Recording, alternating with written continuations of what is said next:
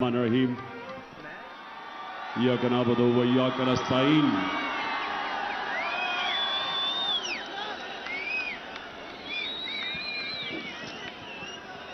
मेरे पाकिस्तानियों,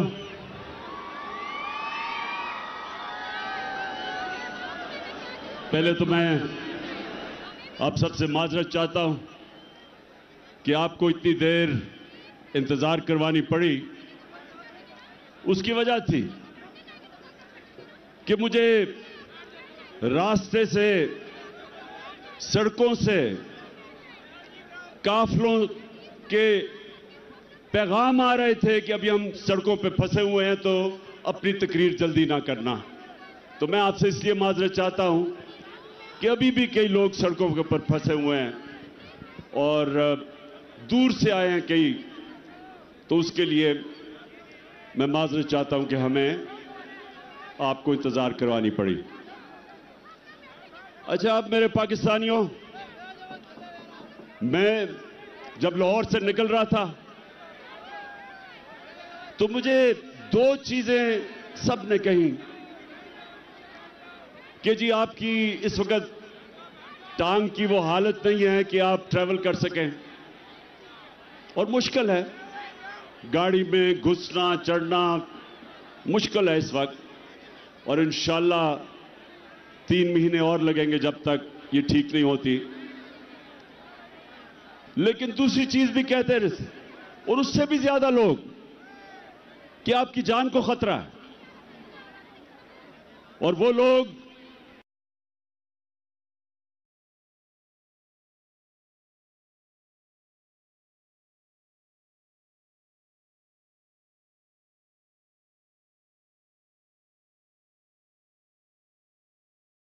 बड़े बड़े ओहदों पे बैठे हुए हैं, तो मुझे कहा गया कि वो फिर से वारदात करेंगे, तो आपको घर से नहीं निकलना चाहिए। पहली चीज कि इसमें कोई शक नहीं कि इस टांग के साथ सफर करना बड़ा मुश्किल था, लेकिन मैं इस दूसरी चीज पे खास तौर पे आज अपने नौजवानों को यह बताना चाहता हूं। देखें, मैंने मौत अब बड़े करीब से देखी। जब मेरी टांग पे गोलियां लगी और मैं गिर रहा था, तो जैसे ही गिर रहा था मेरे इधर से गोलियां निकली ऊपर, सर के ऊपर से। अगर गिरता ना तो वो लग जाती। लेकिन मैं जो अपनी कौम को, अपने नौजवानों को आज पैगाम देना चाहता हूं, देखें, अपने ईमान को मजबूत करें। ला इलाहा इल्लल्लाह का मतलब समझें। कोई नहीं है खुदा अल्लाह के सिवा। और जब आप दावा करते हैं कि मैं अल्लाह तेरे अलावा किसी के सामने नहीं झुकूंगा, तो आप, जो अल्लाह ने आपको मेरे नबी सल्लल्लाहु अलैहि वसल्लम के जरिए अपना पैगाम भेजा कुरान में, तो उसमें वाज़े उसने लिखा हुआ है कि जब तक अल्लाह की मर्जी नहीं होगी तुम इस जमीन से नहीं जाओगे, और जब उसका फैसला हो गया तो जितना मर्जी एहतियात करो, डरो, छुपो, भागो, मौत से नहीं बच सकता इंसान। तो जब मैं गिरा तो उसी वक्त मुझे पता था कि अल्लाह ने मुझे बचाया। उस वक्त मुझे पता था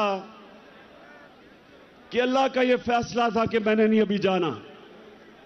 उसी वक्त अल्लाह का शुक्र किया मैंने। और यह अल्लाह का शान देखें कि 12 लोगों को गोलियां लगी,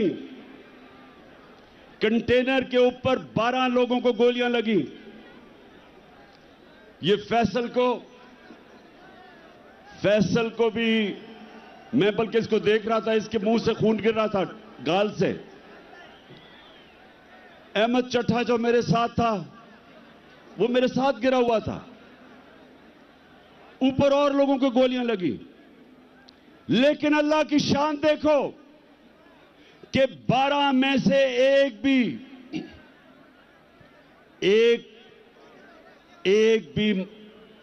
अल्लाह को प्यारा नहीं हुआ, सब बच गए। एक गार्ड को 6 गोलियां लगी, सब गोलियां ऐसी थी कि वो बच गया।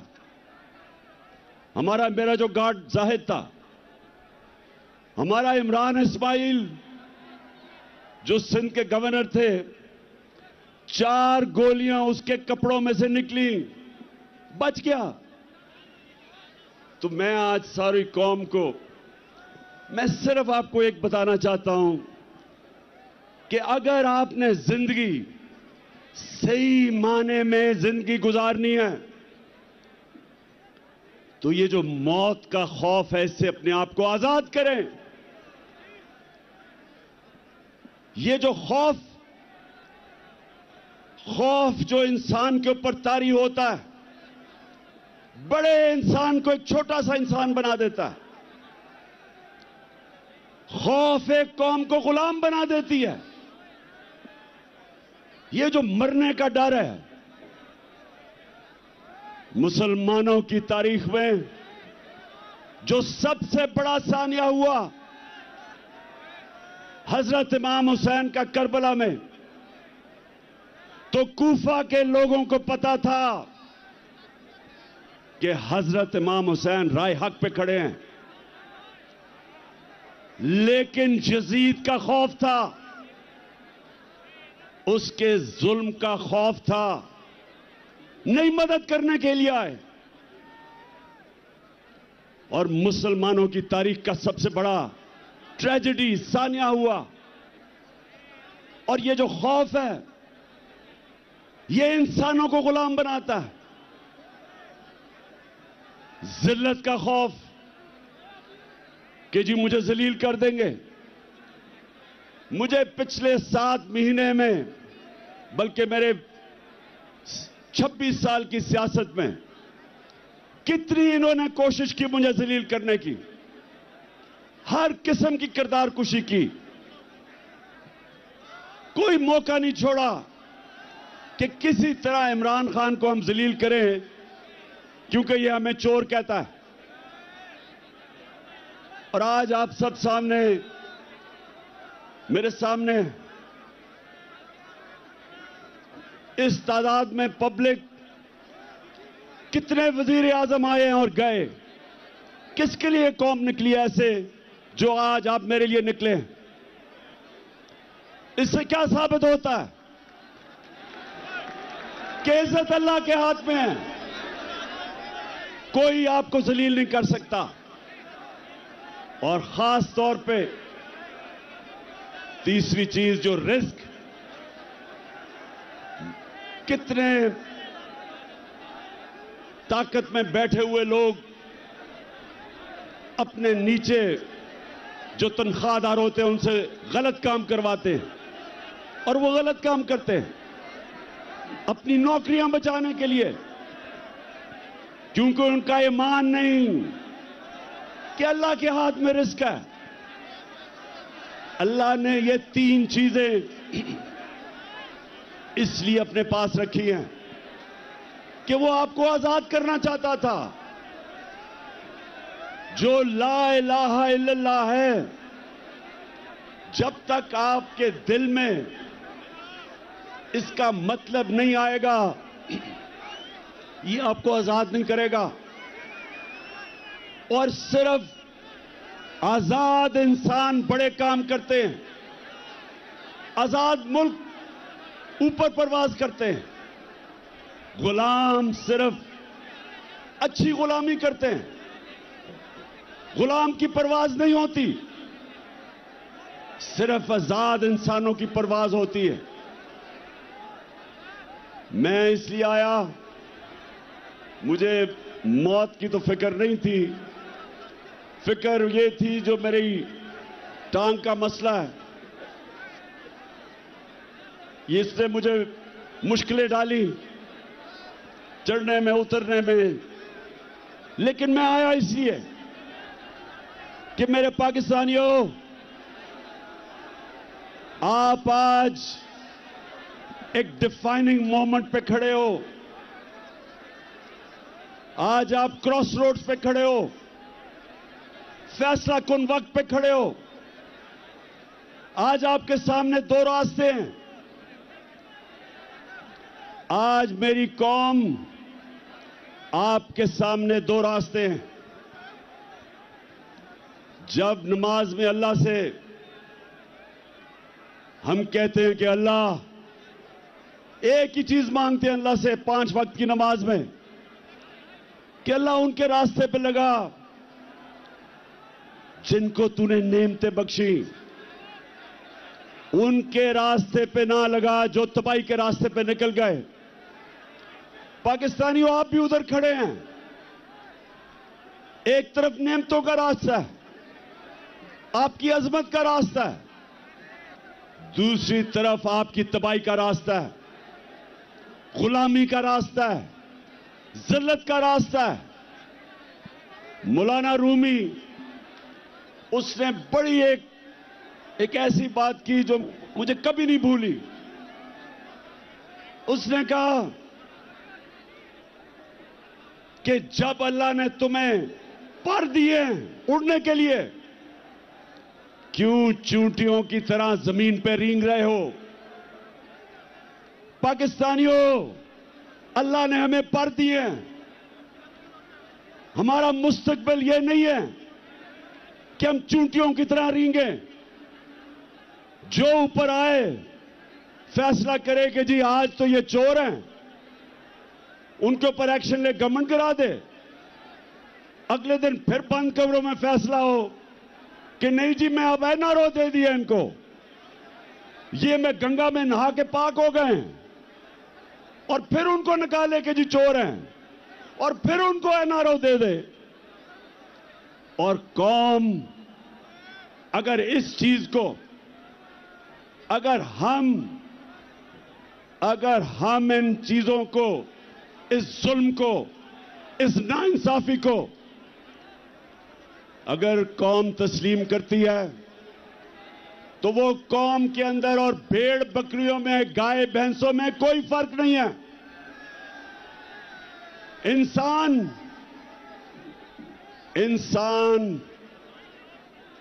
इंसाफ मांगता है। इंसानी माशरे में और जानवरों के माशरे में फर्क ही एक है। इंसानों के माशरे में इंसाफ होता है, जानवरों के माशरे में ताकतवर की हुक्मरानी होती है। पाकिस्तान अगर एक अजीम मुल्क नहीं बना तो उसकी एक वजह है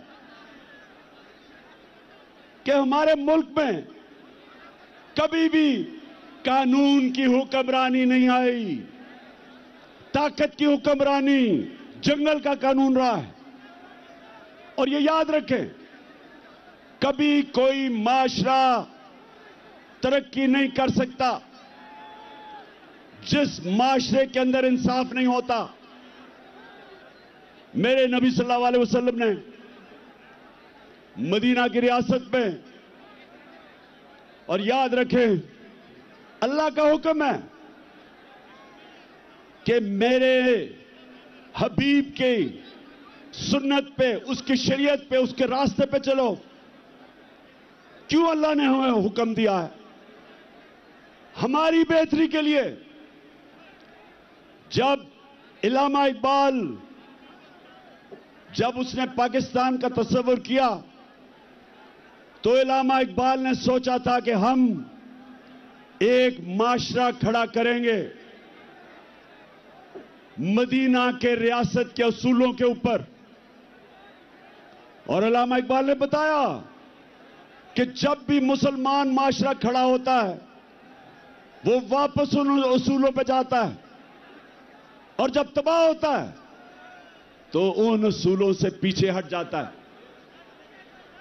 तो पाकिस्तानियों, जब उन्होंने मदीना की रियासत बनाई तो पहली चीज अदल और इंसाफ, कानून की हुक्मरानी, उसके ऊपर उस माशरे की बुनियाद रखी। मेरी बेटी भी अगर जुर्म करेगी तो सजा मिलेगी। उन्होंने फरमाया कोई कानून से ऊपर नहीं। और फिर बताया कि तुम्हारे से पहले बड़ी कौमें तबाह हुई। जो ताकतवर जब चोरी करता था, जुर्म करता था, उसको माशरा नहीं पकड़ता था, सिर्फ कमजोर को पकड़ता था। तो आज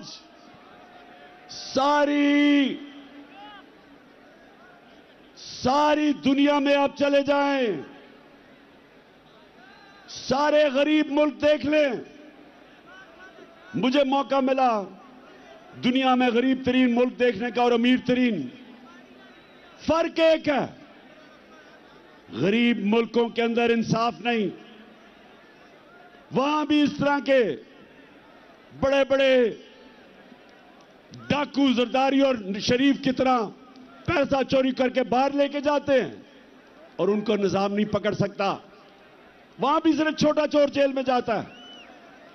सारे गरीब मुल्कों में देख लें और सारे खुशहाल मुल्कों में चले जाएं, यूरोप जाएं, स्विट्जरलैंड जाएं, स्कैंडिनेविया जाएं, बर्तानिया जाएं, पूछें जो बैरून मुल्क पाकिस्तानी उन मुल्कों में रहते हैं, उनसे पूछें क्यों वो आज तहरीक इंसाफ के साथ खड़े हैं, क्यों बैरून मुल्क पाकिस्तानी आज हमारे साथ खड़े हैं, क्यों उनको समझ है मैं क्या कह रहा हूं। क्योंकि उन मुल्कों के अंदर इंसाफ है। यहां से जाके वह पैसा बनाते हैं, वहां खुशहाली आती है, अपने बच्चों को अच्छे स्कूलों में पढ़ाते हैं। क्यों?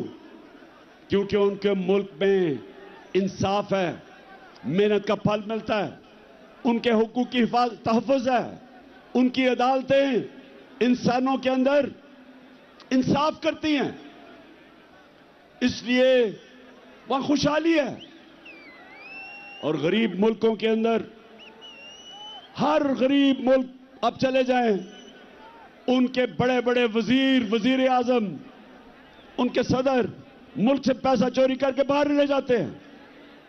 हर साल 1700 अरब रुपया गरीब मुल्कों का चोरी करके, उनके ही साहिब इख्तिदार चोरी करके अमीर मुल्कों में ऑफशोर अकाउंट्स में ले जाते हैं।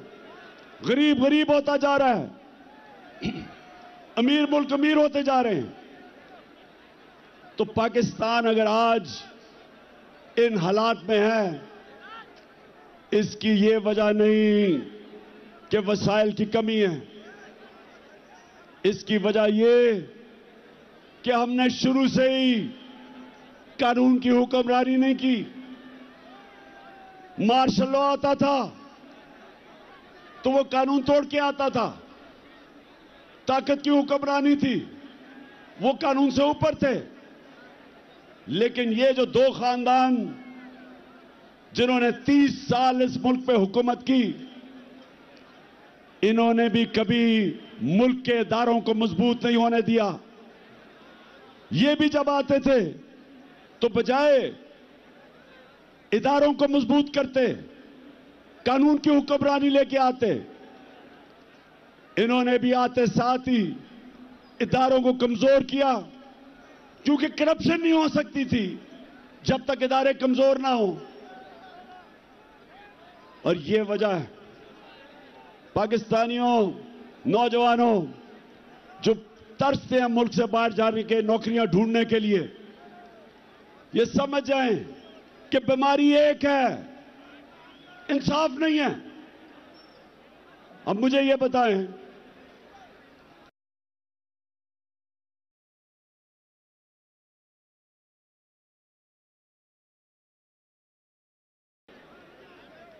क्या इमरान खान के ऊपर कोई करप्शन थी? जब भी इन दोनों की हुकूमतें हटाई गई तो करप्शन होती थी। हमें किस वजह से साजिश के तहत हटाया गया? कौन सी हम गलती कर रहे थे? पहले ये जो बैंकरप्ट दिवालिया निकाल के मुल्क का इन्होंने जब छोड़ा 2018 में, पाकिस्तान की तारीख का सबसे बड़ा बैरूनी खसारा $20 अरब। हमने मुल्क संभाला, बैरून मुल्क मैं गया, हमारे दोस्त ममालिक से पैसे लिए, शर्म आई मुझे। मैं ये भी आपको बता दूं कि मेरे 3.5 साल में सबसे ज्यादा शर्मिंदगी होती थी जब हमें जाके मुल्क के लिए पैसे मांगने पड़ते थे। शौकत खानम के लिए मैं 30 साल से पैसे इकट्ठे कर रहा हूं, नवल यूनिवर्सिटी के लिए, लेकिन मुझे शर्म नहीं आती थी क्योंकि मैं अपने लोगों से पैसे इकट्ठे कर रहा हूं अपने मुल्क की यूनिवर्सिटी या अस्पताल के लिए, लेकिन किसी और से अपने मुल्क के लिए पैसे मांगना यह मेरे लिए सबसे ज्यादा बायस शर्म थी। और इसलिए कि इन चोरों ने 4 गुना ज्यादा कर्जा चढ़ाया 10 सालों में, हम 8 से और 18 के बीच में। तो पहले हमने मुल्क संभाला, फिर कोरोना आ गया, दुनिया में तबाही मचाई उसने। एक सदी में एक इस तरह का बुरान आता है। हमने जिस तरह कोरोना को संभाला, मदद तो अल्लाह की थी, लेकिन जो हमने फैसले किए, हमने फैसला किया हम शट डाउन नहीं करेंगे। मेरे से सबने तनकीद की, ये सारी ऑपोजिशन तब जब थी, सबने कहा कि मुल्क को बंद कर दो नहीं तो फैल जाएगी। मैंने सबको कहा, एक सवाल पूछा, मैंने कहा मुझे एक जवाब दो कि वो जो छाबड़ी वाला है, वो जो रिक्शा वाला है, वो जो टैक्सी चलाता है, वो जो दिन की दिहाड़ी ले करता है और घर आके अपने बच्चों का पेट पालता है, वो जो कच्ची वादियों में 7-7 लोग एक कमरे में, उनको मैं क्या कहूंगा? उनका जब बंद कर दूंगा तो उनको वो खाना किधर से देंगे अपने बच्चों को? और यकीन करें, ये जो मेरी तनकीद कर रहे थे ऑपोजिशन वाले, कोई जवाब नहीं था। हमने लॉकडाउन ही लगाया, हमने अपनी बिजनेसेस बचाई, हमने इनको सस्ते कर्जे दिए, हमने एहसास प्रोग्राम जो दुनिया ने, वर्ल्ड बैंक ने कहा कि दुनिया का 4थे नंबर पे बेहतरीन प्रोग्राम था जिसने निचले तबके को बचाया, हमने अपने मुल्क को कोरोना से निकाला। फिर जो भी आजम बता रहा था, हमने रिकॉर्ड एक्सपोर्ट्स की। आखिरी साल हमारा टैक्स करेक्शन रिकॉर्ड, 17 साल के बाद सबसे ज्यादा इंडस्ट्री हमारी ऊपर गई, 10.5%। 17 साल के बाद हमारी ग्रोथ रेट 6%, तीसरे साल 5.7। तो हमने तो मुल्क को उठा दिया था, हमने तो किसानों को उठा दिया था। आज किसानों से पूछें कि जितना पैसा किसानों ने हमारे दौर बनाया, उन्होंने अपनी पैदावार पे लगाया, रिकॉर्ड फसलें हुई, 4.5% पे हमारी ज़राअत ऊपर आई 17 साल के बाद। तो मुल्क तो ऊपर जा रहा था।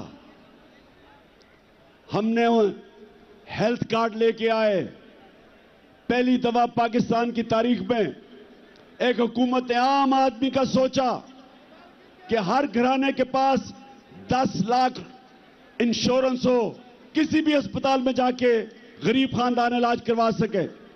पहली दफा गरीबों ने प्राइवेट हॉस्पिटलों में इलाज करवाए अपने हेल्थ कार्ड की वजह से। और हमने 50 साल के बाद पाकिस्तान में डैम्स बनानी शुरू की। 3 बड़ी डैम्स बन रही हैं, अब पता नहीं उनके क्या हालात हैं। पहली पाकिस्तान की जमात जिसने मौसम की तब्दीली के ऊपर काम किया, 10 अरब दरख्त उगाने का प्रोजेक्ट किया। तो मैं ये सवाल पूछता हूं आज कि क्या हमने जुर्म किया था कि बैरूनी साजिश के साथ मिलकर हमारी हुकूमत गिराई? और मैं एक जगह फेल हुआ हूं, मैं 3.5 साल में एक जगह फेल हुआ हूं। मैं ताकतवर को कानून के नीचे नहीं ला सका। जिन लोगों ने इस मुल्क को लूटा था, जिनके ऊपर करप्शन के केसेस थे, मैंने बड़ी कोशिश की, लेकिन नैब मेरे नीचे नहीं थी, वो एस्टेब्लिशमेंट के नीचे थी। नैब वाले मुझे कहते थे कि जी केस सारे तैयार हैं, लेकिन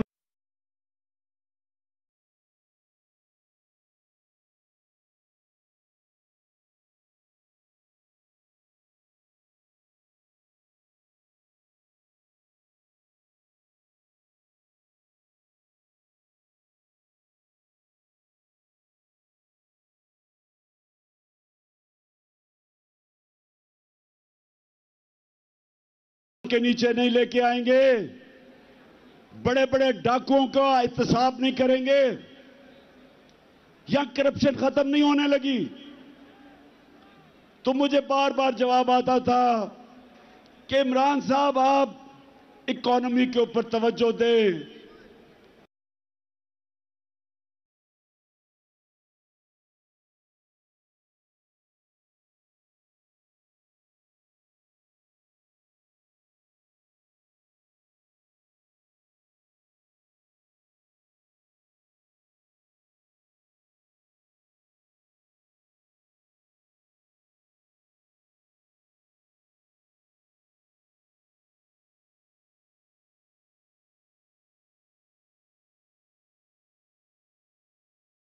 चोरी तो होती है जो आपके घर में चोरी, आपका टेलीफोन चोरी हो गया। करप्शन होती है जो मुल्क के खजाना के ऊपर डाका होता है, जो मुल्क को नुकसान पहुंचाती है, वो करप्शन है। और वो करप्शन जिनके पास ताकत थी उनको ये बुरी नहीं लगती थी। और आपने देख ही लिया कि क्योंकि बुरी नहीं लगती थी तो ये सारे चोरों का टोला ऊपर बैठा दिया। अगर साजिश नहीं भी की थी तो इनका रास्ता नहीं रोका, इनको आने दिया। वो लोग जो बाहर भागे हुए थे, जिनके ऊपर अरबों अरबों रुपए के करप्शन के केसेस थे, बारी बारी इन सबको एनआरओ दिया गया। पहला एनआरओ जनरल मुशर्रफ ने दिया, 4 गुना हमारा कर्जा बढ़ा उस एनआरओ की वजह से। ये वापस आए, दोनों हाथों से इन्होंने मुल्क लूटा। और फिर अब कि एक हुकूमत जो चल रही थी उसको गिराया। और इन्होंने किया क्या? अच्छा, पहले तो मैं एक चीज वाज़ेह कर दूं कि बार बार हम सुनते हैं कि जी ये साइफर एक ड्रामा था। हम ये सुनते हैं कि जी ये तो साइफर थी कोई चीज नहीं, ये कोई एक फेक बयानिया बनाया गया। मैं आज जो भी ये सारे कह रहे हैं, और ये सब वो कह रहे हैं जो साजिश का हिस्सा थे, मैं इनसे पूछता हूं कि क्या नेशनल सिक्योरिटी काउंसिल के अंदर असद मजीद का साइफर जो डोनाल्ड लू से उसकी गुफ्तगू थी, क्या नेशनल सिक्योरिटी काउंसिल में यह रखी नहीं गई? और क्या इसमें यह नहीं लिखा हुआ था कि वो डोनाल्ड लू इसको कह रहा है असद मजीद को कि इमरान खान को अगर आप नहीं हटाओगे तो तुम्हारे मुल्क को मुश्किलात का सामना करना पड़ेगा, और अगर तुमने इसको हटा दिया तो हम सब कुछ माफ कर देंगे। क्या ये साइफर के अंदर नहीं था जो नेशनल सिक्योरिटी काउंसिल में आया सामने? और क्या नेशनल सिक्योरिटी काउंसिल ने यह कहा नहीं कि अमेरिका से प्रोटेस्ट करो, डिमार्च करो, उनको कहो कि तुम्हारे मुल्क में मुदाखलत कर रहे हो? तो जब ये सारा सच है, ये कहना कि जनाब ये कोई ड्रामा था, ये मुल्क की तौहीन है, ये इमरान खान की तौहीन नहीं है। कि क्या मजाल है किसी मुल्क का एक छोटा सा सरकारी ऑफिसर एम्बेसडर को कहे कि जनाब अपने वजीर आजम को हटा दो? कभी सुना यह होता हुआ? मैंने कभी नहीं सुना, क्योंकि किसी की जुर्रत नहीं है करने की। और फिर अब मैं आपको बताऊं कि जब से ये इंपोर्टेड हुकूमत आई है, मुल्क से हुआ क्या है? जब जुल्मों सितम के कोहे गरा रूई की तरह उड़ जाएंगे हम महकूमों के पांव तले, ये धरती धड़ धड़ धड़केगी।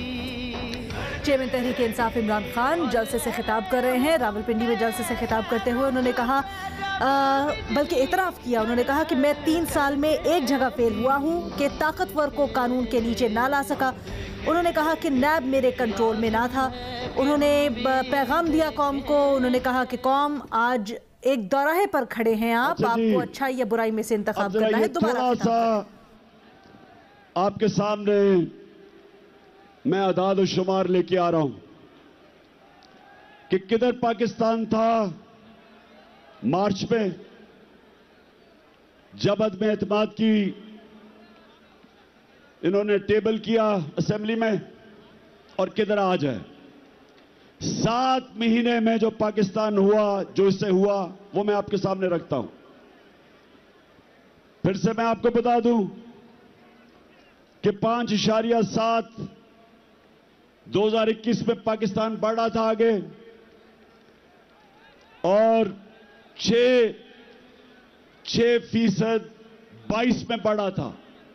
17 साल के बाद ये पाकिस्तान सबसे तेजी से हमारी इकॉनमी आगे बढ़ रही थी। हमारा जो ज़राअत थे 4.4%, वो भी 17 साल में सबसे ज्यादा।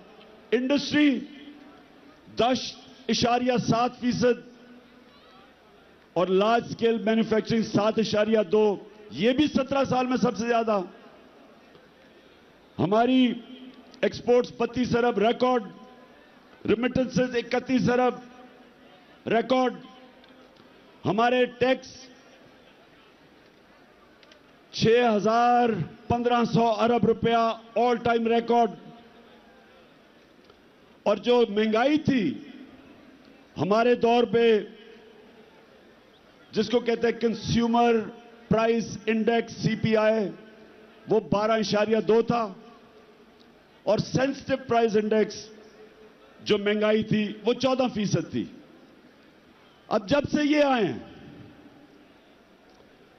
इनकी SPI हमारे दौर में थी 14%, इनके दौर में गई है 45%। 50 साल में सबसे ज्यादा महंगाई 7 महीने में हुई है। और जो CPI है वो 27%, हमारे दौर में 12% थी। और फिर पेट्रोल, आटा, घी, दाल, बिजली, सबकी 100% कीमत बढ़ चुकी है। महंगाई जो आज आम आदमी को सबसे ज्यादा तकलीफ दे रही है, वो सबसे ज्यादा 50 साल में इनके दौर में बढ़ी है। रुपया 178 रुपया था डॉलर जब अदम एतमाद हुआ, आज 240 रुपए। आज ये जरा सुनते जाएं, कि जिन्होंने ये मुल्क में ये चोरों को लेके आए, इन्होंने किया क्या है पाकिस्तान से। मैं सिर्फ इसलिए कह रहा हूं कि ये तारीख याद रखे कि ये जो हुआ है हमारे मुल्क से, इन्होंने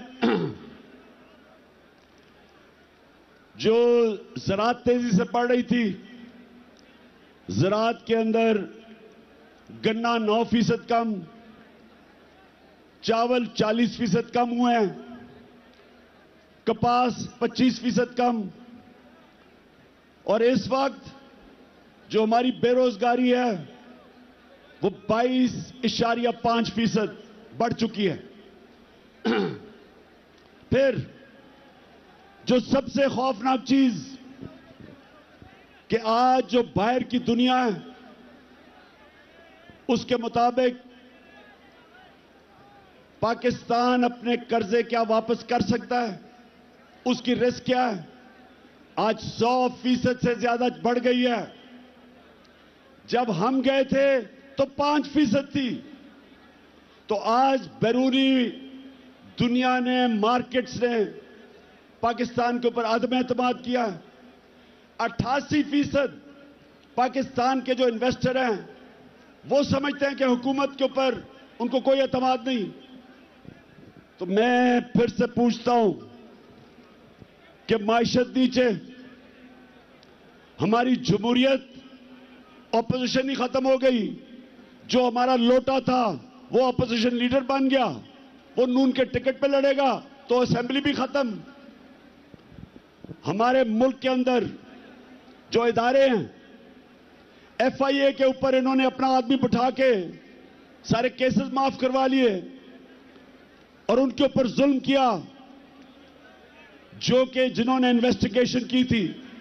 तो अब कब FIA खड़ी होगी किसी ताकतवर के सामने? नैब में अपना आदमी बिठाया, अपने केसेस माफ।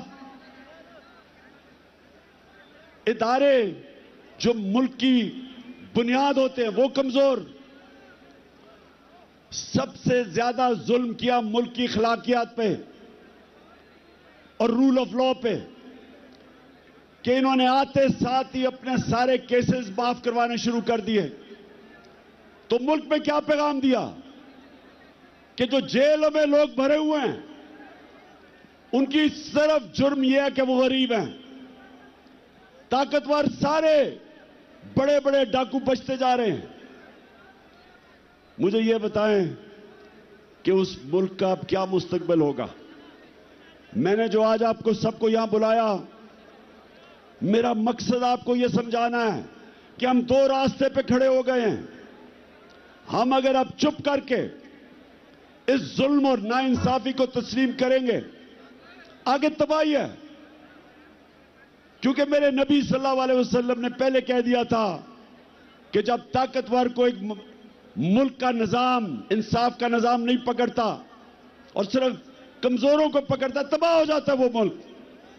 तो तबाही के सामने ये देखें कि रूल ऑफ लॉ तो आज खत्म हो गया ना पाकिस्तान में, और फिर जो इखलाकियात का कत्ल हुआ, अमर बिल मारूफ, हुक्म है अल्लाह का कि अच्छाई के साथ खड़े और बुराई के खिलाफ। तो आज अमर बिल मारूफ तो इन्होंने खत्म कर दिया, बुरों को ऊपर आके बैठा दिया। तो मैंने आपके सामने सिर्फ ये चीजें इसलिए रखी कि आपको सबको अंदाजा हो कि एक हुकूमत जो चल रही थी, जिधर उम्मीद थी लोगों को, नौजवानों को, उस हुकूमत को हटा के इन चोरों के टोलों को ऊपर बैठा दिया। और उसके बाद इन्होंने क्या किया? इन्होंने हमारे ऊपर जिस तरह का जुल्म किया, 25 मई को हमारे सारे इंसानी हकूक, फंडामेंटल राइट्स, उसकी खिलाफ वर्जी की। लोगों के घरों में घुस घुस के ना औरतें देखी, ना बच्चे देखे, ना चादर, ना चारदीवारी, घुस के लोगों के घरों पे उठाया, मारा, धमकियां दी। कई जेल में 11 साल के बच्चे को पकड़ के जेल में ले गए। और मैं अभी मिला मेजर साहब से, मेजर साजिद बुखारी को भी मुझे वो और उनका बेटा मिलने आया। कहता हमारे घर में 3 बजे एकदम बाहर से दरवाजा तोड़ने की कोशिश हुई और कहता अंदर आने हमें धमकियां दी और अंदर कहते दरवाजा खोलो। उसने कहा मैंने उनको कहा है कि पहले वारंट दिखाओ, कौन हो तुम? उसके बीवी बच्चे थे, उसको क्या पता कि 3 बजे कौन आदमी आ रहा है? उसे क्या पता वो कौन था? और उसने अपने सेल्फ डिफेंस में जब फायर किया तो कहता इन्होंने मुझे और मेरे बेटे पे जो पुलिस में तशद्दुद किया, वो बेटा जिसका कसूर ही नहीं था, कहता मैंने तस्लीम किया कि मैंने गोली मारी है। उसके बावजूद 5 महीने मेरे बेटे को इन्होंने जेल में जो तशद्दुद किया, उससे जो जुल्म किया, वो कहता बेटा मुझे कहता मैं हमेशा के लिए बदल गया हूं। हमारी 70 साला पीटीआई की खातून उसको रात के 3 बजे उठा के जेल में ले गए। मैं सवाल पूछता हूं, जिनकी जिम्मेदारी है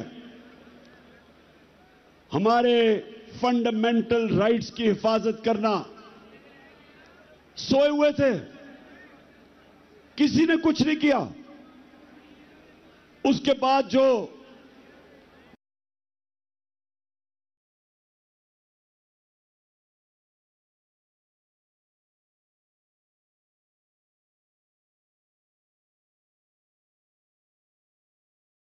हुआ, सहाफियों को धमकियां, उनको मार रहे हैं। एयाज अमीर जैसे दानिश्वर को, समी इब्राहिम, इमरान रियाज मुल्क से बाहर चला गया, साबिर शाकर, मोहित पीरजादा, और फिर जो अरशद शरीफ से किया, ये कभी पाकिस्तान में हमने ऐसा नहीं देखा। जुल्म किया, डराया धमकाया। कसूर उनका क्या था कि वो इमरान खान का मौकफ मीडिया के ऊपर लेके आ रहे थे। खौफ फैलाया गया कि और कोई ना कुछ करे, बाकी लोग डरे। मीडिया हाउसेस बंद किए, उनको धमकियां दी। सोशल मीडिया के बच्चों को पकड़ा, उनको घर से उठा के ले जाते थे, मार फेंटा लगा के घर वापस ले आए। नदीम गुजरावाला से मुझे नौजवान मिला, कहता मुझे घर से उठा के ले गए, मुझे नंगा किया, तशद्दुद किया और कहा कि अगर तुमने आगे से कोई भी इमरान खान के लिए तुमने कोई सोशल मीडिया पे लिखा तो तुम्हें मिसिंग पर्सन कर देंगे। और फिर जो इन्होंने शहबाज गिल को पकड़ के मारा, नंगा किया, तशद्दुद किया, आजम स्वाति ने खुद अपनी दास्तान बताई जो उन्होंने उससे किया। और अरशद शरीफ का कि सबको पता है कि अरशद शरीफ क्यों मुल्क छोड़ के गया था, कौन धमकियां दे रहा था, और फिर उसे कत्ल करवाया, शहीद किया उसे। और मैं अपनी तो बात नहीं करता, मुझे वो मुजम्मल लड़का याद है जो उस शूटर के पीछे गया था 3 बच्चों के साथ, वो वजीराबाद के जलसे में आया था। उसको जिस तरह कत्ल किया, उसको वो शूटर ने नहीं गोली मारी। मैं अब सबके सामने, मौजम शहीद, उसको उसने गोली नहीं मारी। अब जो तफ्तीश हो रही है, उसको गोली और तरफ से आई, और वो जो उसको गोली मार रहे थे वो असल में वो शूटर के लिए थी। 3 बंदूक वाले थे वहां, एक वो जिसने हमारे पे फायर किए, एक वो जिसने सामने से गोलियां चलाई जो हमारे ऊपर से निकल गई, और एक ये जिसने इसको कत्ल करना था। जिस तरह लियाकत अली खान को जिसने कत्ल किया था उसको वहीं उसको वही मारा गया ताकि वो बोले ना, तो रास्ते में बेचारा मौजम आ गया। और मैं आज अभी आपके सामने ये 2 वीडियो चलाना चाहता हूं। मैं चाहता हूं ये जरा गौर से देखें, क्योंकि मुझे पता था, मैं अब जो अपनी बात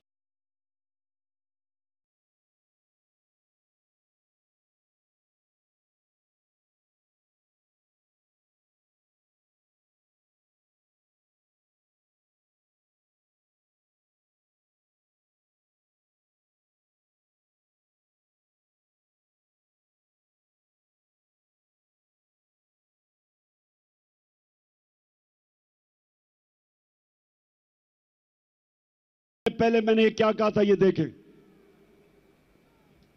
किया मुझे मरवाने का, वो इसके पीछे हैं। इन्होंने फैसला किया कि जी कहेंगे तौहीन मजहब किया, और उसके बाद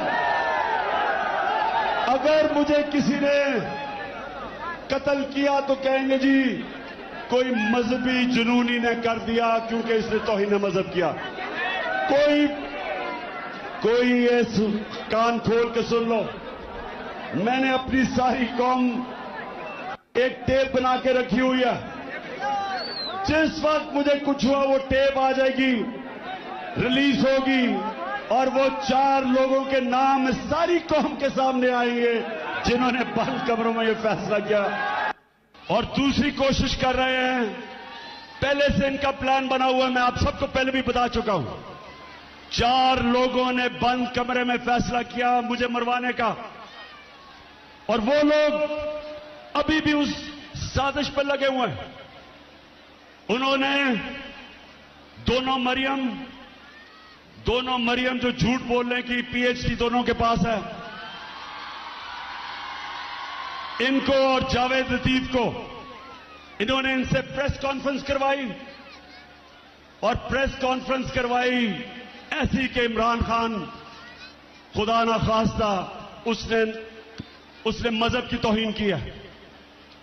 और फिर इनकी कोशिश है कि इसकी वजह से अगर कोई भी मेरे ऊपर वारदात हो तो कहेंगे जी मजहबी जुनूनी ने कर दिया, कहेंगे कि जी कोई दीनी इंतहा पसंद है इसको मार दिया। ये इनका प्लान है। लेकिन मैं आज आप सबको कह रहा हूं, सारे पाकिस्तान में मैं फिर रहा हूं, मुझे अपनी जान से ज्यादा मुझे पाकिस्तान की आजादी की फिक्र है। मैं आजाद देखना चाहता हूं। जी, तो मैं ये आपको आज इसलिए दिखाई कि प्लान का मुझे पहले पता था। क्यों करना चाहते थे? क्योंकि इन्होंने समझा था कि जब तहरीक इंसाफ की हुकूमत गिराई थी तो एकदम लोग भूल जाएंगे, पार्टी टूट जाएगी। इनके ज़हन में भी नहीं था कि एक बाशऊर पाकिस्तानी पब्लिक बजाय तहरीक इंसाफ को भूलने के लिए उस कौम हमारे साथ आके खड़ी हो गई। और जितने जितने इनकी शक्लें देखते रहे इन चोरों की, और ज्यादा लोग हमारे साथ आ गए। और फिर जो इन्होंने माइशत की तबाही की, उससे और मजबूत हो गई पार्टी।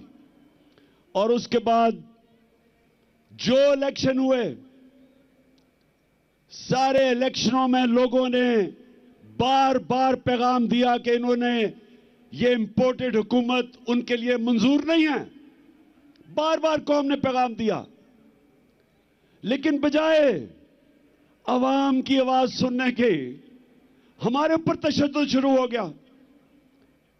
यानी वो पाकिस्तान की सबसे बड़ी जो सियासी जमात, उसको हर किस्म का हरबा इस्तेमाल किया गया हमें डराने, धमकाने, तोड़ने, तशद्दुद करने पे। मैं आपको बताऊं, 50 साल से पाकिस्तान कौम मुझे जानती है। 50 साल से मुझे जानती है पाकिस्तानी कौम।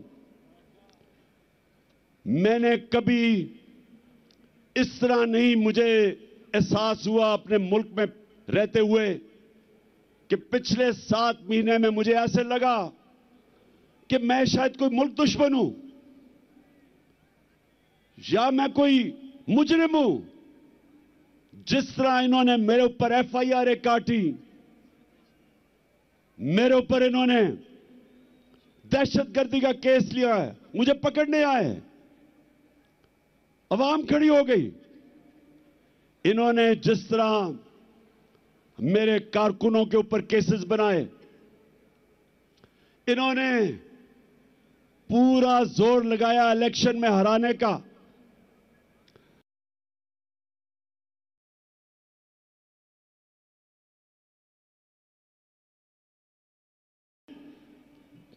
अवाम ने फिर से पैगाम दिया, दूसरी दफा जब बाय इलेक्शन हुआ, अवाम ने पैगाम दिया कि वो हमारे साथ इन चोरों के साथ नहीं है। लेकिन मुझे अफसोस से कहना पड़ता है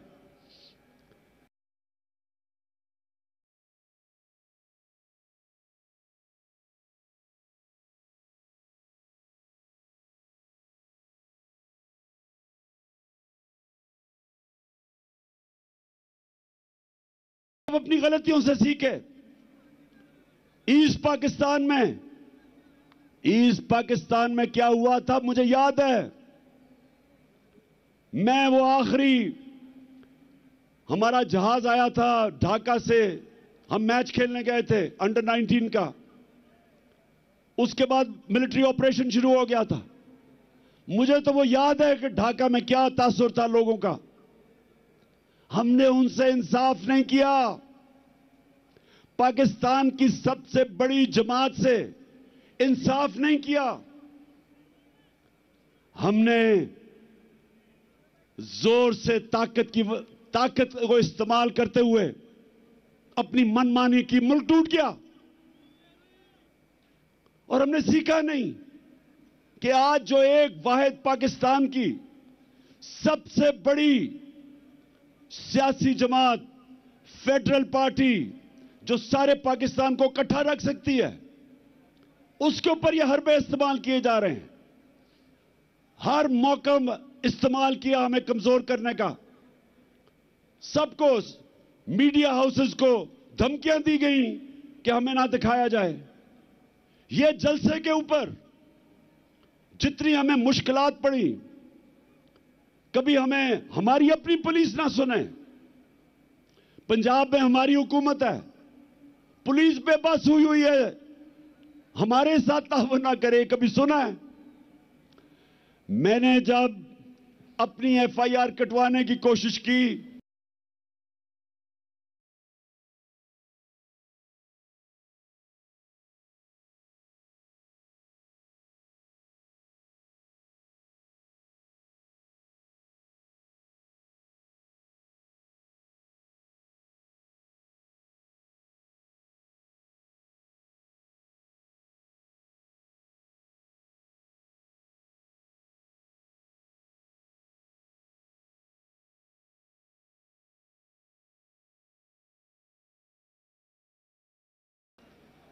इतना ताकतवर का खौफ है यहां। मेरे पाकिस्तानियों, ये मेरी सुनने बात, जिसकी वजह से आज मैं आपके पास पहुंचा हूं, और आसान नहीं था फिर भी इस टांग के साथ पहुंचना। लेकिन मैं आपको एक बात बताना चाहता हूं। देखिए, जब तक इस मुल्क के अंदर ताकतवर कानून के नीचे नहीं आएगा, जब तक इदारे जो आईन ने उनको लिमिट्स दी हुई हैं, दायरा दिया हुआ है, उस दायरे के अंदर रह के काम नहीं करेंगे, जब तक इदारे अपनी जिम्मेदारियां नहीं पूरी करेंगे, और मैं सब इदारों की बात कर रहा हूं, मैं अपनी अदलिया की बात कर रहा हूं, मैं अपनी मिलिट्री एस्टेब्लिशमेंट की बात कर रहा हूं, जो आपकी ये आज तनकीद नहीं कर रहा, वो मुल्क का दुश्मन है।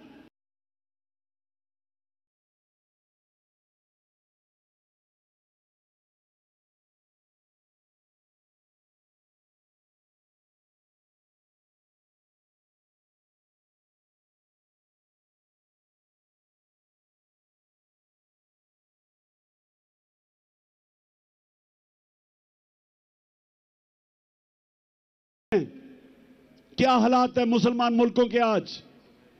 हमें तो फख्र है कि सारे मुसलमान मुल्कों में हमारी सबसे ताकतवर फौज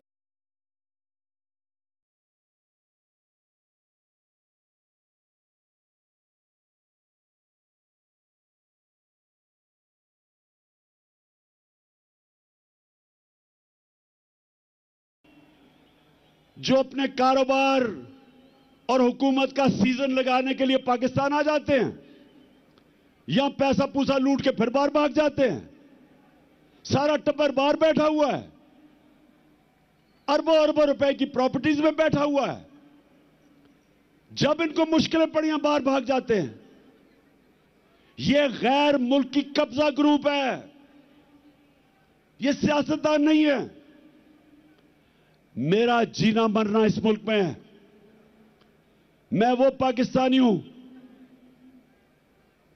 जो 20 साल बाहर रहा, क्रिकेट खेलने की वजह से बाहर अपना वक्त गुजारा। मेरा एक दफा कभी नहीं सोचा कि मेरा कोई घर है पाकिस्तान के अलावा। कभी मैंने तस्वीर नहीं किया था कि मैं कोई और पासपोर्ट ले लूं, क्योंकि मुझे हमेशा पता था कि यह मुल्क है जिधर मैं खुददारी से पढ़ सकता हूं। और मैं ये चाहता हूं कि यह मुल्क हकीकी तौर पे आजाद हो, ताकि अपने ये मुकाम पे पहुंचे। मैं अपने आखिरी खून के तप्पे कतरे तक इस मुल्क के लिए लड़ूंगा। इंशाअल्लाह इस मुल्क की तारीख इस चीज की गवाही देगी कि इमरान खान अपने मुल्क के लिए आखिरी गेंद तक लड़ता रहा, आखिरी गेंद तक, आखिरी वक्त तक अपने मुल्क के लिए खड़ा रहा था। और मैं ये भी कहना चाहता हूं कि वो लोग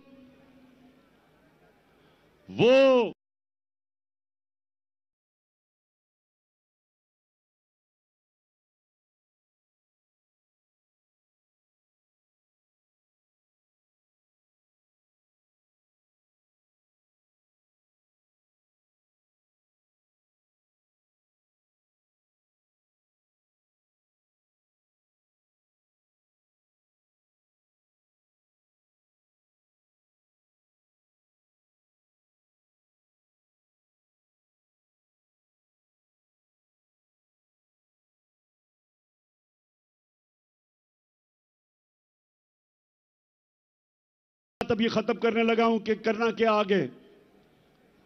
मैं फिर से आखिर में एक चीज आपको कहना चाहता हूं कि गुलाम कौम का कोई मुस्तकबिल नहीं है, और आजादी कोई प्लेट में रख के नहीं देता। आजादी के लिए लड़ना पड़ता है। जंजीरें गिर नहीं जाती, तोड़नी पड़ती हैं। आजादी कोई देता नहीं, छीननी पड़ती है। मैं अपनी कौम को आज कहता हूं कि आजाद आप कब होंगे? जब एक आम आदमी देहात में उसको ये थाना कचहरी पटवारी इस मुसीबतों से वो निकले। जिस मुल्क के जब इंसाफ होगा तो थाना कचहरी पटवारी की सियासत खत्म हो जाएगी। जब इंसाफ होगा तो कब्जा ग्रुप खत्म हो जाएंगे। क्यों नहीं यूरोप में कब्जा ग्रुप? क्यों नहीं बर्तानिया में कब्जा ग्रुप? क्यों नहीं अमेरिका में? क्योंकि वहां कानून है। कानून कमजोर की हिफाजत करता है। यहां कमजोर को तो छोड़ो, मुल्क का जो वजीर आजम रह चुका वो एफआईआर नहीं कटवा सका, तो बेचारे आम आदमी की क्या हैसियत है?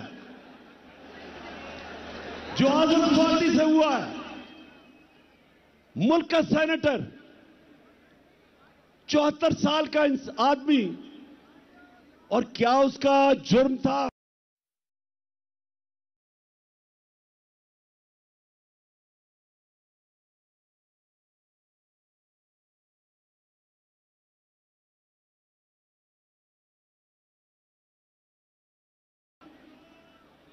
किसी मुहज़्ज़ब माशरे में मेरे पाकिस्तानियों ये नहीं होता, क्योंकि हुकूक होते हैं, इंसाफ होता है।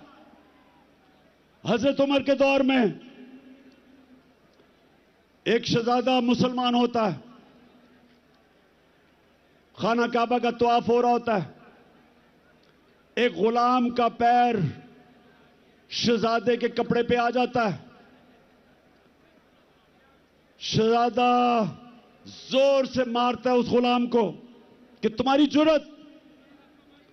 वो गुलाम चला जाता है हजरत उमर के पास। हजरत उमर उस शहजादे को बुलाते हैं, कहते तुमने इसको मारा था? शहजादा कहता हां जी। हजरत उमर गुलाम को कहते हैं वापस इसको लगाओ एक मुंह पे, क्योंकि सबकी इज्जत एक बराबर है। गुलाम और शहजादे की एक इज्जत है।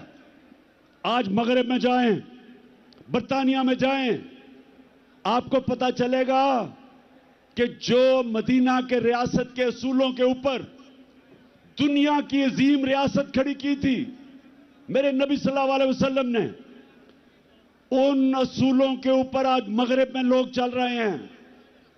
उधर है इंसाफ, और इंसाफ की वजह से खुशहाली है, और इंसाफ की वजह से आजाद हैं लोग। हर आदमी को पता है कि मेरे पर कोई जुल्म नहीं कर सकता। आप सिंध चले जाएं, जो सिंध के अंदर बेचारे गरीबों पे, हारियों पे, कमजोरों पे जो जुल्म है, मैंने दुनिया में नहीं कहीं देखा। ये जो जरदारी माफिया, झूठे केसेस, गुंडे, मार पड़वाओ, जमीनों पे कब्जे करो, बेचारे लोग बेबस हैं। और हमारे मुल्क में हर तबका जब कमजोर ताकतवर के सामने खड़ा होता है बेबस है। इसलिए मेरी हकीकी आजादी की तहरीक चलती जाएगी जब तक हम अपने लोगों को आजाद नहीं करते। ये चलती जाएगी। और अब मैं आता हूं कि आज जो मैंने आप सबको बुलाया, हम ये जा रहे थे, एक तो हमारी आजादी, हकीकी आजादी की तहरीक चलती रहेगी। आज मैंने आप सबको यहां बुलाया था, ये जो मार्च हम करके आ रहे थे, हमने इस इंपोर्टेड हुकूमत को कहना था कि इलेक्शन करवाओ। एक पुरअमन एहतजाज आइन और कानून में रहते हुए हमने इनसे इलेक्शन मांगने थे, क्योंकि सारी कौम चाहती है इलेक्शन। गैलप की सर्वे आई है कि 75% पाकिस्तानी इलेक्शन चाहते हैं। और जिस तरह हमारी मायशत तेजी से गिर रही है, सिवाय इलेक्शन करवा के एक स्टेबल गवर्नमेंट आए, जब तक सियासी इस्तेकाम नहीं आएगा तो माशी इस्तेकाम तो आने ही नहीं लगा। तो इसलिए हम यहां आए थे कि इस हुकूमत पे प्रेशर डालें और इदारों पे प्रेशर डालें कि वो अपना रोल अदा करें कि इस वक्त जिधर पाकिस्तान खड़ा है, इलेक्शन के अलावा तो कोई रास्ता ही नहीं है। और इनको भी पता है, ये जो चोरों का टोला ऊपर बैठा है, इनको पता है कि इलेक्शन के अलावा ये अब मुल्क मजीद दलदल में फंसता जा रहा है। लेकिन मसला कुछ और है। वो जो लंदन में बैठा हुआ, जो वहां से बैठ के फैसले करता है, एक मुजरिम, वो डरा हुआ है। वो डरा हुआ इसलिए कि उसे पता है जब इलेक्शन होगा तो उन्होंने पिट जाना है। तो वो इलेक्शन से भागा हुआ है और उसको कोई फर्क नहीं पड़ता कि अगर पाकिस्तान का दिवालिया निकल जाए, क्योंकि उसके अरबों डॉलर बाहर पड़े हैं। ना ही आसिफ जरदारी को फर्क पड़ता है, इसके अरबों डॉलर बाहर पड़े हुए हैं, तो इनको तो कोई फर्क नहीं पड़ता। यहां मसला आएगा, ये बाहर भाग जाएंगे। मसला मेरी कौम का है। इस वक्त हमारी कौम दलदल में फंस रही है। मैंने आपको आदाद और शुमार दे दिए। माइशत तेजी से नीचे जा रही है, फैक्ट्रियां बंद हो रही हैं, बेरोजगारी बढ़ रही है, 50 साल में सबसे ज्यादा महंगाई है, किसान पिटा हुआ है, डीजल की कीमत, बिजली की कीमत, खादों की कीमत, वो किसान गुजारा ही नहीं कर सकता, उसकी पैदावार गिर रही है, कर्जे बढ़ते जा रहे हैं, रेमिटेंसेस गिर रही हैं, बाहर से जो पाकिस्तानी पैसे भेजते हैं वो कम हो रहे हैं, एक्सपोर्ट्स गिर रही हैं। और जब इंडस्ट्री बंद हो रही है तो सवाल यह है कि इनके पास रोड मैप क्या है? कोई रोड मैप नहीं है। मैं आज यहां इसलिए इनके ऊपर प्रेशर डालने आया था, इनको यह बताने के लिए कि आपके पास कोई रास्ता नहीं है सिवाय इलेक्शंस का। और मैं ये सारे पाकिस्तान के जो फैसला बड़े बड़े ताकतवर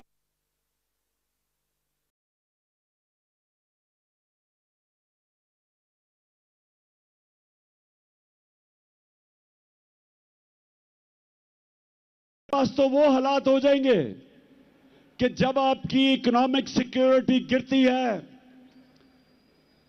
तो मुल्क की नेशनल सिक्योरिटी नीचे चली जाती है। इकोनॉमिक सिक्योरिटी जब सोवियत यूनियन की गिरी तो मुल्क टूट गया, सोवियत यूनियन टूट गया। तो हम तो आज उधर जा रहे हैं। तो मैं ये अपनी इलेक्शन या पॉलिटिक्स के लिए नहीं आया। इलेक्शन तो इंशाल्लाह जब 9 महीने के बाद भी होंगे, जीतना तो हमने है। ये तो आप कभी जीत ही नहीं सकते। जीतना तो हमने है, लेकिन मुल्क की जरूरत आज इलेक्शन करवाना है, इसको बचाने के लिए। मैं आज फैसला किया था कि मैं अपनी कौम को क्या कहूंगा। क्या हम सीधा इस्लामाबाद निकल जाएं? के साथ सफ़र करना उनके लिए बहुत मुश्किल है। इमरान खान ने अपने खिताब में कहा कि पाकिस्तान आज एक फैसला कुन दौराहे पर खड़ा है। आज़ादी प्लेट में रखकर नहीं मिलती, इसके लिए लड़ना पड़ता है। इसके अलावा इमरान खान ने अपने खिताब में वज़ीराबाद में मुअज़्ज़म की शहादत पर भी बात की और कहा कि हमलावर ने शूटर को कत्ल करना था, लेकिन रास्ते में मुअज़्ज़म आ गया और वो शहीद हो गया।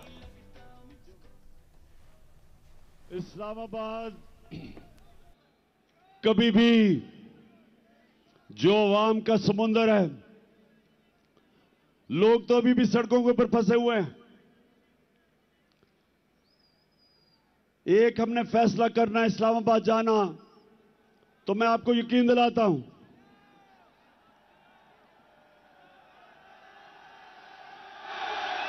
कि ना ये बर्दाश्त कर सकते हैं। जितनी भी पुलिस आप जमा कर लें, जब लाखों लोग इस्लामाबाद में जाएंगे कोई नहीं रोक सकता उनको।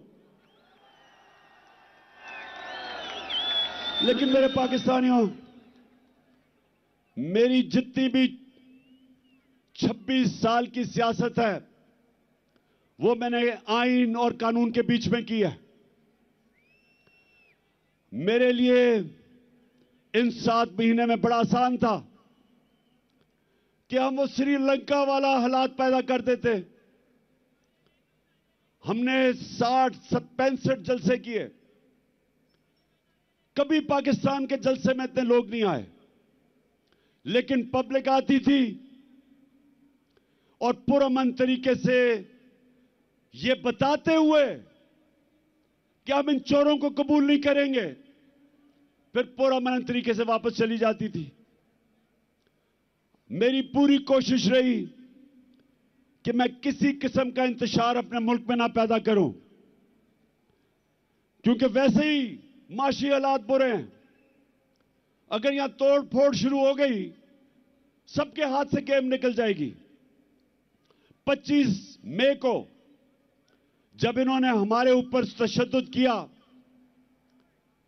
और जब 26 की सुबह मैं इस्लामाबाद पहुंचा, तो मुझे पता था कि अगले दिन इंतशार होगा।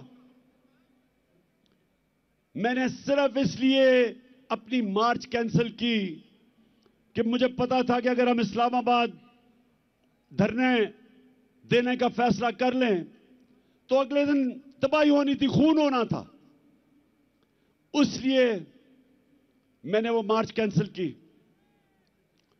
आज मैं इसलिए फैसला कर रहा हूं कि वहां नहीं जाना, क्योंकि मुझे पता है तबाही मचेगी, नुकसान मेरे मुल्क को होगा। लेकिन जो मैंने फैसला किया अब ये कि हमने अब इस निजाम का हिस्सा नहीं रहना। मैं अपनी सारी चीफ मिनिस्टर्स, अपनी पार्लियामेंट्री पार्टी से अब मिलूंगा और हमने फैसला किया है कि हम सारी असेंबलियों से निकलने लगे हैं।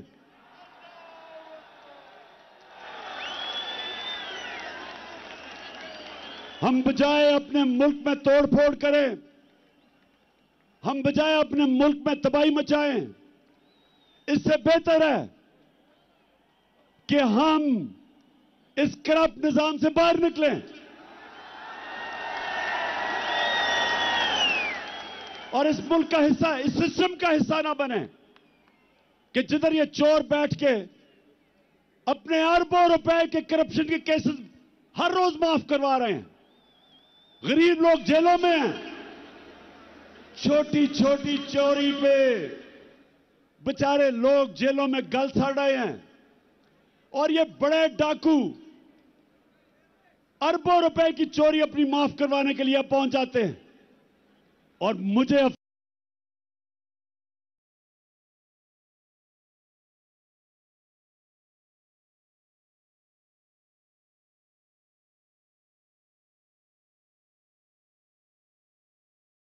कर रहे हैं, क्या आपको खौफ नहीं है कि आपने एक दिन अपने मालिक को जवाब देना है? आप कैसे रातों को सोते हैं कि एक एक बड़ा डाकू, उसके केस माफ हो रहे हैं अरबों रुपए के? आप कैसे रातों को सोते हैं कि बेरोजगारी और महंगाई में गरीब आदमी चोरी करता है और वो जेल में गल सड़ रहा है? इसलिए मैंने अपनी चीफ मिनिस्टर से भी बात की है। मैं अब अपनी सारी पार्लियामेंट्री पार्टी से मीटिंग शुरू कर रहा हूं और इंशाअल्लाह आने वाले दिनों में हम अनाउंस करेंगे जिस दिन हम सारी असेंबलियों से बाहर निकल रहे हैं।